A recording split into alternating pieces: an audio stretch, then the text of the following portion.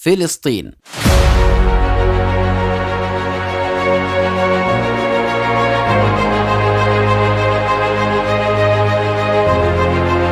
لم يختر اليهود فلسطين لمعناها الديني والتوراة بالنسبة إليهم، ولا لأن مياه البحر الميت تعطي المليارات من الدولارات من المعادن وأشباهها، ولا لمخزون فلسطين الكبير من البترول الذي يعادل 20 مرة من مخزون الأمريكيتين معا، بل لأنها ملتقى طرق آسيا وأوروبا وإفريقيا، لأنها نقطة ارتكاز حقيقية لكل قوى العالم ومركزا استراتيجيا عسكريا للسيطرة على العالم. هذا ما صرح به ناحوم غولدمان رئيس المؤتمر اليهودي في كندا عام 1974. عمد ثيودور هيرتزل في المؤتمر الصهيوني الأول الذي عقد في بالي سويسرا عام 1897 إلى اختيار فلسطين موطنا لليهود، ورسم منظمة للزحف الصهيوني إلى أراضي فلسطين واستيطانها. عمد الصهاينة لعملية الاستيطان إلى محورين: الأرض، الاستيطان المنظم.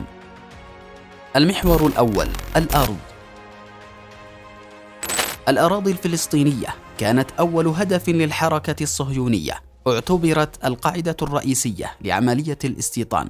تم تشكيل مؤسسات يهودية متخصصة لامتلاك الأراضي الفلسطينية وتسجيلها ملكية عامة. الممول الأول لتلك المؤسسة الصندوق القومي اليهودي. تاريخيا لم يكن لليهود أي أملاك في المدن أو القرى الفلسطينية في عام 1855، وفي ذلك العام بدأ الثري اليهودي موشي مونتفيوري بشراء أول بستان حمضيات في الأراضي الفلسطينية، وبلغت مساحته 100 دونم قرب يافا. حتى نهاية الحرب العالمية الأولى التي غيرت مجرى التاريخ، استطاعت الحركة الصهيونية امتلاك نحو 418 ألف دونم بطرق مختلفة.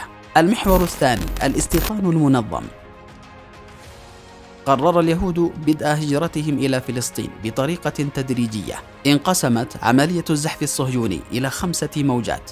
الموجة الأولى عام 1882 شارك اليهود في عملية اغتيال قيصر روسيا، بحيث تعرضوا للمزيد من الاضطهادات. هاجر بعدها ما يقارب 10,000 يهودي إلى فلسطين عام 1894 بعد صراع سياسي واجتماعي حدث في عهد الجمهورية الفرنسية الثالثة. ألقيت التهم على النقيب ألفريد دريفوس، يهودي الديانة فرنسي الجنسية، أدت إلى عداء على القومية اليهودية في فرنسا، والتي تسببت بهجرة 20 إلى 30 ألف يهودي. الموجة الثانية عام 1905 قدرت أعدادهم التقريبية 36 ألف يهودي، أغلبهم من روسيا وشرق أوروبا. الموجة الثالثة عام 1919 بلغ عدد المهاجرين اليهود ما يقارب 36 ألف نتيجة حدوث الثورة البلشفية في روسيا وبولندا. الموجة الرابعة عام 1924 قامت الولايات الأمريكية المتحدة بسن مجموعة من القوانين الصعبة التي حدث الهجرة إليها، والذي يعتبر سببا رئيسيا لنزوح 78 ألف يهودي إلى فلسطين. الموجة الخامسة عام 1933 أصبحت هذه الهجرة بشكل علني. أخذت أفواج العديد من اليهود بشتى البلدان مثل ألمانيا ودول أوروبا الغربية التدفق إلى فلسطين، وبلغ عددهم ما يقارب 225 ألف يهودي. أخذت أعداد اليهود تتزايد يوما بعد يوم بسبب القوانين والمعاهدات الأجنبية التي دعمت موقف اليهود لتأسيس وطنا على فلسطين، مما سبب الاستياء للفلسطينيين. الاستعمار البريطاني ووعد بلفور عام 1880 إلى عام 1948.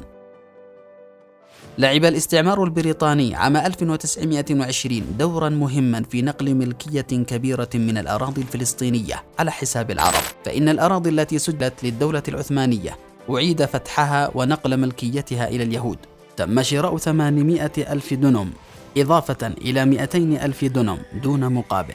في 29 نوفمبر عام 1947 لم يكن يمتلك الكيان الصهيوني أكثر من 6% من مساحة فلسطين، لكن أقرت جمعية الأمم المتحدة على قرار تقسيم الدولة الفلسطينية إلى دولتين: الكيان الصهيوني المحتل والعرب فلسطين، بلغ احتلال اليهود للأراضي الفلسطينية 56% لليهود و43% للعرب و1% للقدس، إذ اعتبرت منطقة دولية تحت انتداب الأمم المتحدة. بعد انتهاء الانتداب البريطاني عام 1948 واعتراف الكيان الصهيوني بتأسيس الدولة اليهودية، قررت الدول العربية شن حرب على الكيان الصهيوني في فلسطين، والتي عرفت بحرب 48. كانت الهاغانا قد أعلنت قرار تعبئة الجيش للحرب، وأقرت الجامعة العربية بتكوين القوات العربية والتي عرفت بجيش الإنقاذ، قد ضمت العديد من الدول: مصر والأردن وسوريا والعراق ولبنان والمملكة السعودية. الجيش الصهيوني تكون من 3 منظمات عسكرية مدعومة بالأسلحة الغربية الحديثة. أولاً، الهاغانا تأسست عام 1920 من قادتها العسكريين إسحاق رابين، كانت من أكبر وأقوى المنظمات العسكرية، وتحولت فيما بعد إلى جيش الدفاع للكيان الصهيوني. ثانياً، أرغون تأسست عام 1931 بعد انشقاقها عن الهاغانا، من أشهر قادتها مناحيم بيغن الأكثر دموية. ثالثاً، شتيراً تأسست عام 1940 من أشهر قاداتها إسحاق شامير، كانت من أكثر الميليشيات تعصباً وشراسة. نتائج الحرب: نشوء دولة إسرائيل وانضمامها إلى الأمم المتحدة كدولة معترف بها عالمياً. احتلال إسرائيل معظم الأراضي الفلسطينية عدا الضفة الغربية، 78% لليهود و22% للعرب. تشكيل قطاع غزة، والذي خضع تحت قيادة مصر منذ عام 1948 إلى عام 1967. ضم الضفة الغربية التي أصبحت لمملكة شرقي الأردن. تهجير أكثر من 800 ألف فلسطيني. اختلاف العرب وفرقتهم. حرب 6 أيام. بعد حرب 48 لم يتوقف الكيان الصهيوني، إذ شن حرب 67 والتي عرفت بالنكسة. انتهت حرب 67 في 10 من حزيران، وصدر قرار لمجلس الأمن برقم 236 والذي ينص على إدانة أي تحرك للقوات سواء عربية أو إسرائيلية بعد هذا التاريخ. خسر العرب هضبة الجولان وشبه جزيرة سيناء ومدينة القدس والضفة الغربية، إذ ظهرت مشكلة للاجئين الفلسطينيين مرة أخرى، ونزوح الكثير من الشعب الفلسطيني من الضفة الغربية وقطاع غزة، بالإضافة إلى الذين أجبروا على ترك منازلهم بعد حرب 48. من هنا قد نشأت بداية القضية الفلسطينية بتآمر دول الاستعمار عليها، نشوء دولة الكيان التي عرفت بإسرائيل. من لا يملك منح لمن لا يستحق.